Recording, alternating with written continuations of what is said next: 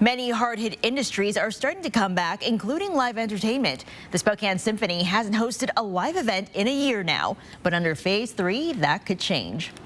This pandemic has impacted everyone differently, and we all have a different story to tell. Some people were even halfway around the world when it all came to a halt. Alex Crescenti sat down with the Spokane Symphony and has more about how it's still hanging in there. For Spokane Symphony Executive Director Jeff Vom Saal, there is no going back to the way things were just a year ago. He says you can only look forward. This time last year, the Symphony budgeted around $500,000 a month to spend.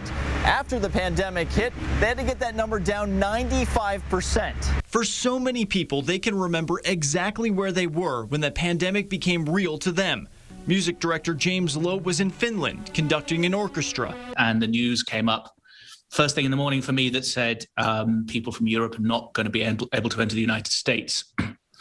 And I was supposed to be coming back in, I think, 3 weeks' time after that. And I thought, aha, this is now a real problem. James was able to gain different perspectives on how the rest of the world would respond to the virus. The differences between even England and Scotland were apparent. Scotland has been far more medically conservative about this. So the lockdowns were sooner and longer and slightly harder. Back home in Spokane, it was a year ago last week that Von Saal and the rest of the staff were working to develop a response. This is more than a bad cold going around here. This is a real thing.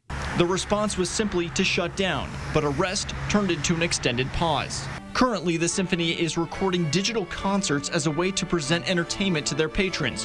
While donations are still coming in generously, the earned income is way down, largely due to the fact the Symphony owns the Fox Theater, which has now gone a year without selling tickets. Perhaps COVID does offer us opportunities to try different ways of doing things that I think are of the huge benefit to the consumer and to the organization. Washington will move into Phase 3 later this month, which will allow 50% capacity for indoor venues. Vom Saal says they would like to welcome their guests back, but they have to work through some challenges first before they do that. Reporting in Spokane tonight, Alex Crescenti, 4 News Now.